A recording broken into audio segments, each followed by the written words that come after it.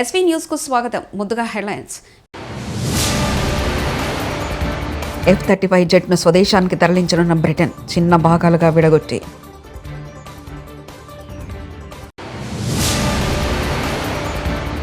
ఏమీ చేయలేని వాళ్ళే శవరాజకీయాలు చేస్తుంటారు. జగన్పై సీఎం చంద్రబాబు ఫైర్.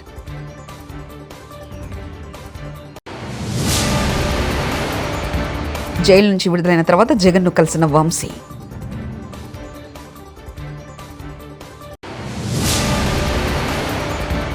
బాబు సెక్యూరిటీ లేకుండా వెళ్ళండి, ప్రజలే చెప్తారు పెద్దిరెడ్డి. గత 15 తిరువనంతపురం ఎయిర్పోర్ట్లో నిలిపి ఉంచిన బ్రిటన్ యుద్ధ విమానం F-35ని రిపేర్ చేయడం సాధ్యం కాదని royal navy అంచనాకొచ్చింది.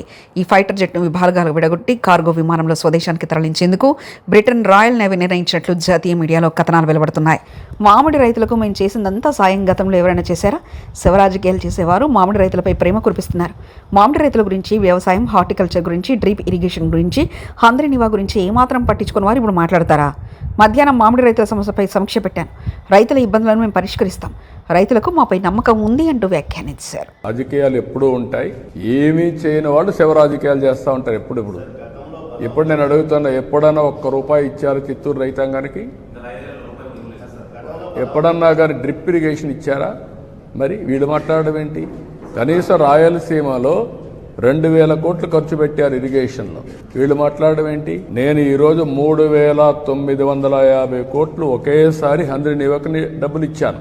Micro irrigation 90% subsidy ఇస్తున్నాం. వాళ్ళు 7,500 ఇస్తే నేను 14,000 మేము ఇస్తున్నాం.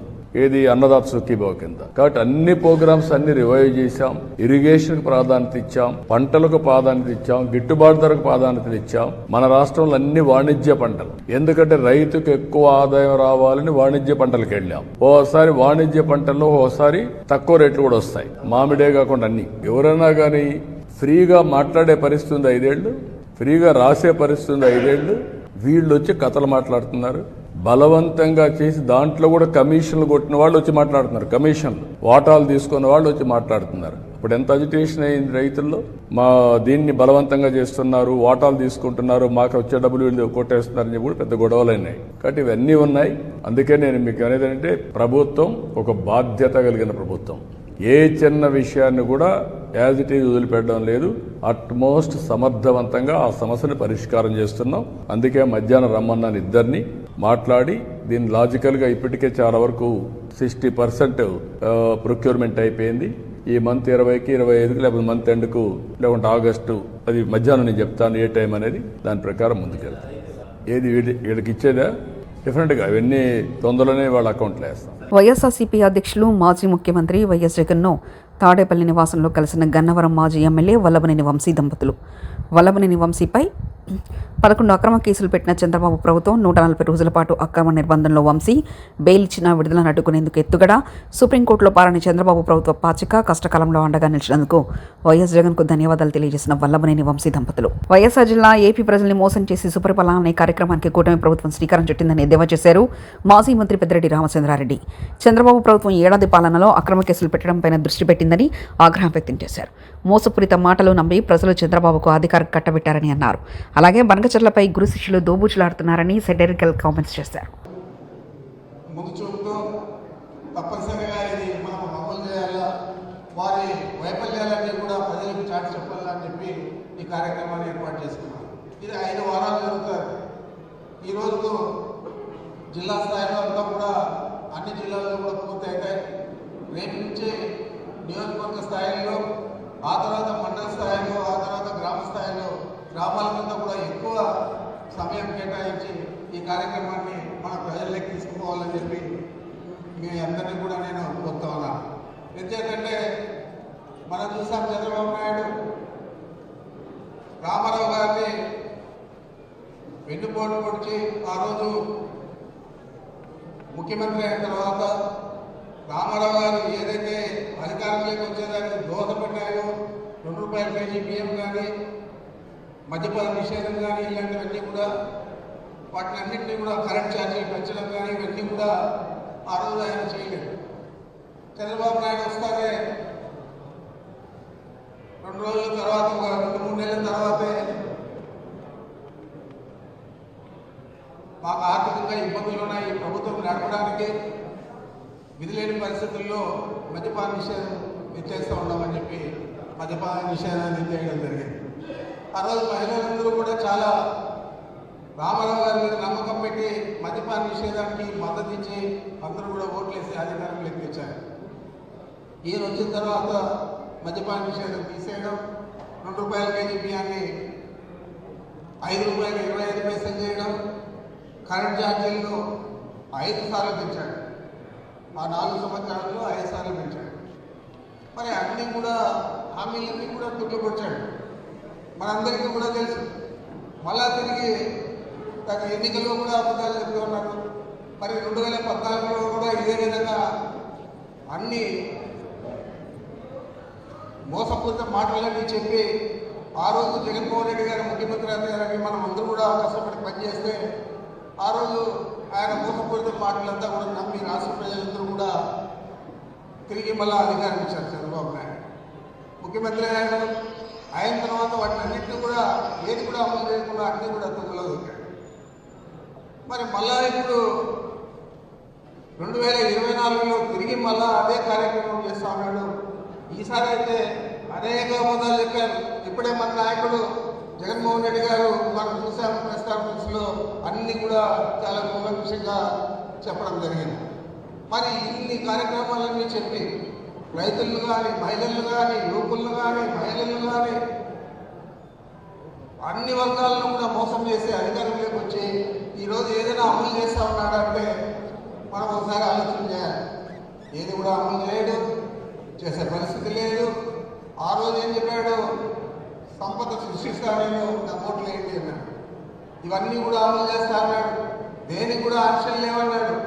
ఈరోజు అన్నింటికీ ఆంక్షలు వస్తూ ఉన్నాయి. స్క్రూటినీ చేసి తీసేస్తూ ఉన్నారు. ఇచ్చే అదొక పెన్షన్లు కూడా 4 లక్షల చిల్లర దాదాపు 5 లక్షల పెన్షన్లు తీసేయడం జరిగింది. ఈ విధంగా ప్రతి దానికి కూడా కూర్లు పొడిచే పరిస్థితి చంద్రబాబు నాయుడు చేస్తూ ఉన్నాడు. మరి ఆ రోజు ఏం చెప్పాడు, సంపద తీసుకొస్తా అంటే ఇప్పుడు వచ్చి అదే అయినా P4 అని చెప్పి ఒక సమావేశం పెడితే అమరావతిలో మహిళలందరూ కూడా వెళ్ళిపోతున్నారు. మీకు అందరికీ అక్కర్లేదా P4 అంటే? P4 అంటే ఏముంది, షావుకారులు డబ్బులు తీసి పేదలకు ఇస్తాడు. ఏ షావుకారే ఇస్తాడు పేదలంతా కూడా ఆస్తి పంచిస్తాడా అని అడుగుతున్నాను. ఇట్లాంటి అక్కర్లేని కార్యక్రమాలన్నీ పెట్టి ఏదో ఒక రకంగా మభ్యపెట్టి ఆయన అమలు చేయాల్సిన విషయాలన్నీ కూడా పక్కన పెట్టాలని చెప్పి ఆ సమావేశాన్ని ఏర్పాటు చేశారు. కోవటలు ఉండొచ్చు, ప్రతి పార్టీలో ఉంటారు. ఈ విషయాన్ని బహిరంగంగా చెప్పాల్సిన అవసరం లేదు. కాంగ్రెస్ ఎమ్మెల్యే అనిరుద్ రెడ్డి చేసిన వ్యాఖ్యలను ఖండించిన టీపీసీసీ అధ్యక్షుడు మహేష్ కుమార్ గౌడ్. అనిరుద్ రెడ్డి ఇచ్చిన స్టేట్మెంట్ ని తీవ్రంగా పరిగణిస్తా ఉన్నాము. క్రమశిక్షణల విషయంలో ఎవ్వరికి కూడా వెసులుబాటు ఉండదు. ప్రతి పార్టీలో కోవట్లు ఉంటే ఉండొచ్చు, దానికి ఆధారాలు ఉండాలి కదా మాట్లాడే ముందు. నా స్థాయి కేసీఆర్ లెవెల్. హరీష్ రావు కేటీఆర్ వాళ్ళతో మాట్లాడను. హరీష్ రావు కేటీఆర్ గురించి రేవంత్ రెడ్డి మాట్లాడతాడు, నేను మాట్లాడను. కేసీఆర్ మాట్లాడితే నేను మాట్లాడతా. నా స్థాయి అది. మంత్రి కోమటిరెడ్డి వెంకటరెడ్డి పెట్టాలని చాలా ఉన్నాయి, కానీ నేను హరీష్ రావు మీద రియాక్ట్ కాను ఎప్పుడు. అప్పుడప్పుడు మా సీఎం గారు మాట్లాడతారు, కానీ నాకు హరీష్ రావు కేటీఆర్ మీద మేము మాట్లాడాలి. కేసీఆర్ మాట్లాడితే మాట్లాడచ్చు. వీళ్ళకి మా కూతురు అనుకునేది నాకు తెలియదు. పరకాల ఎమ్మెల్యే టికెట్ ఆశిస్తున్నట్లు సోషల్ మీడియా అకౌంట్లో అప్డేట్ చేసుకున్న కొండా సుస్మిత వ్యవహారంపై స్పందించిన కొండా దంపతులు, ఎవరి ఆలోచనలు వాళ్ళకు ఉంటాయి. ఒక్కొక్కరి ఆలోచన ఒకలా ఉంటుంది. మా కూతురు తొందరపడి అన్నదో ఆలోచించన్నదో నాకు తెలియదు. కొండా మురళి, కొండా సురేఖ దంపతులకు వారసురాలు నా కూతురు. తన భవిష్యత్తు ఎలా ప్లాన్ చేసుకోవాలో నిర్ణయించే అవకాశం తనకుంది. తన ఆలోచనలు మేము కాదనలేం. పార్టీ ఎలాంటి నిర్ణయం తీసుకుంటూ చూస్తాం. కోరిక ఉండడంలో ఎలాంటి తప్పు లేదంటూ మంత్రి కొండా సురేఖ వ్యాఖ్యానించారు. ఫారెస్ట్ గురించి మాట్లాడినప్పుడు వాళ్ళ దగ్గర పోయి నేను చేయి ఫారెస్ట్లో మరి కోయలకు గుత్తి కోయలకు న్యాయం చేయకుండా ఉండమని చెప్పొద్దు కదా, కంపల్సరీ న్యాయం చేయాలని కూడా ఇప్పుడు చెప్తున్నారు. అదే పద్ధతిలో ఎవరి ఆలోచన వాళ్ళకు ఉంటుందన్నా. ఇలా కుటుంబంలో అందరు కుటుంబాలకే చెప్పాలని రూల్ లేదు. మా అన్న ఉన్నాడు, మరి మా అన్న చెప్పినట్టు మా అన్న కూడా మా కుటుంబంలో ఒక సత్యం సార్ అని మా కుటుంబంలో ఒక భాగం. ఆయనే మీటింగ్లోకి పోతాడు, మొదలు కూర్చుంటాడు ఆయన. ఈయనెవ్వరు ఆయన అడుగుతాడు. ఎందుకంటే ఎవరెవరు అనుకునేది సాయంత్రం వచ్చి మన చెప్తారు అంతే తప్ప. మరి మా పాప అనుకునేది నాకేం తెలుస్తుంది. లండన్ నుంచి వచ్చింది. అసలు నేను నిన్ననే వచ్చినా, మరి ఇంకా మా మనవరాలతో కూడా మాట్లాడలేదు. మరి మా మనవరాలు నేను అమ్మ అనిపిస్తా. మరి సుస్మితా పటేల్ ఏమున్నది అంటే వంచనగిరి మాది, మండలం పథకాలు 15 రేఖమ్మ గారి ఎమ్మెల్యే. మా ఊర్లో గుట్టలు అన్నీ కూడా నాకు తెలుసు, నా బిడ్డకు తెలుసు. తొందరపడి అన్నదో తొందరపడకన్నదో నాకే. దంపతుల కూతురు మాలో ప్రవహించేది రాజకీయ రక్తం, ప్రజాసేవ మా ఆలోచన. అది దానికి వంశపారపర్యంగా రావడంలో తప్పు లేదు, అది ఎక్స్పెక్టేషన్ పెట్టుకోవడంలో తప్పు లేదు. దాని ఆలోచనలను కాదు వద్దు అనేటువంటి అధికారం మాకు లేదు. ఎందుకంటే she's major, she knows everything. తన ఫ్యూచర్ ఏంటో తను సెలెక్ట్ చేసుకునే అధికారం తనకున్నది. కాబట్టి ఆ ఉద్దేశంతో తను పెట్టుంటది. కాబట్టి దాన్ని క్వశ్చన్ చేసే అధికారం మాకు లేదు. భవిష్యత్తులో పార్టీ ఏ నిర్ణయం తీసుకున్నా దానికి కట్టుబడి ఉంటాం. కానీ షీఈ్ ఎక్స్పెక్టింగ్, తను ఎక్స్పెక్టింగ్ అని చెప్పి పెట్టుకుంది. దాంట్లో తప్పేది. నేను వైశ్యులు అందరూ కూడా గత 10 ఏళ్ళ బట్టి అక్కడ వైశ్యులు ఇబ్బంది పడుతుండ్రు. అక్కడ వైశ్య సత్రం అనేది ఉంటుంది. దానికి నెలకు మహాన్యూస్ వంశీ మొన్న తప్పించుకున్నాడు, కానీ వాడిని వదిలే ప్రసక్తి లేదని వంశీ ఆంధ్రజ్యోతిలో స్ట్రింగర్ లాగా పనిచేసి మహాన్యూస్ ఛానల్ ఓనర్ ఎలా అయ్యాడో అని మేము అడగొచ్చా? వంశీ ఎలాంటి లంగ పనులు చేసి ఇల్లీగల్ దందాలు చేసి ఓనర్ అయ్యాడో మేము మాట్లాడొచ్చా? పోలీసుల, కాంగ్రెస్ కార్యకర్తల అనైతికంగా ప్రవర్తిస్తున్న పోలీసుల పేర్లు కూడా గుర్తుపెట్టుకుంటాం. వాళ్ళని వదిలే ప్రసక్తి లేదంటూ గాదర్ కిషోర్ వ్యాఖ్యానించారు. స్ట్రింగర్ గా పనిచేసుకుంటుండే, ఆంధ్రజ్యోతిలో పనిచేసిండు. అప్పుడు సేమ్ ఇట్లా ఎంఆర్పీఎస్ మాట వాళ్ళు దాడి చేస్తే ఆ కేసు కూడా జైలుకి పోయిన వాడు. మరి ఇలా మా న్యూస్ అదే తట్టైనా కొడతాను మేము కూడా అనొచ్చా, మాడొచ్చా? అంటే ఎలాంటి కార్యక్రమాలు చేసి, ఇలాంటి లంగ పనులు చేసి, ఇలాంటి ఇల్లీగల్ దందాలు చేసి మీరు ఒక మీడియా ఛానల్ కొందరమైనవారు అని చెప్పి మేము కూడా అనొచ్చు కదా. అంటే నువ్వు చేసినటువంటి పనులు, మీ ఇళ్ళలో జరిగేటువంటి పనులు ఇతర మహిళలు కూడా చేస్తాను నువ్వు అనుకుంటున్నావా? అది మీకున్నదేమో కల్చర్, మా దగ్గర లేదు. ఒక మహిళ యొక్క స్వేచ్ఛని భంగం కలిగించేటువంటి రైట్ ఓడించింది నీకు.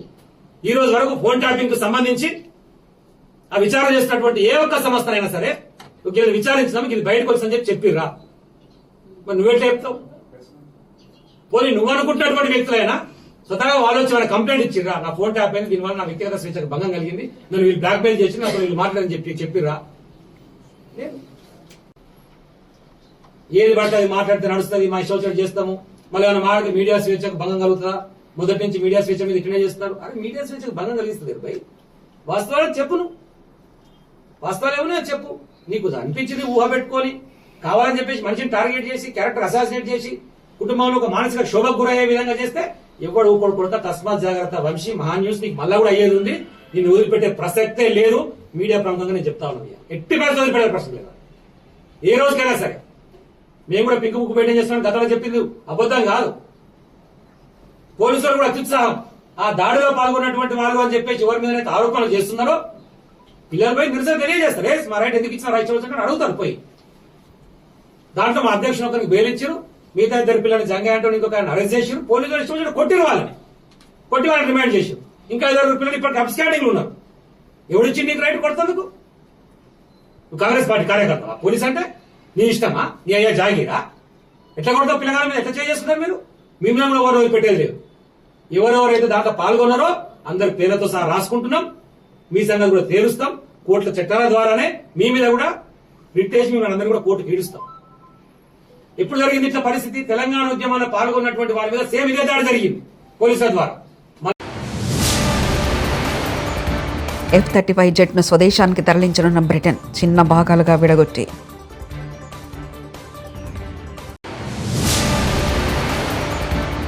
ఏమీ చేయలేని వాళ్ళే శవరాజకీయాలు చేస్తుంటారు. జగన్పై సీఎం చంద్రబాబు ఫైర్.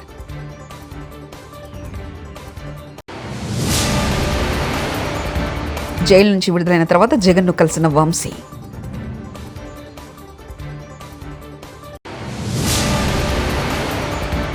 బాబు సెక్యూరిటీ లేకుండా వెళ్ళండి, ప్రజలే చెప్తారు పెద్దిరెడ్డి.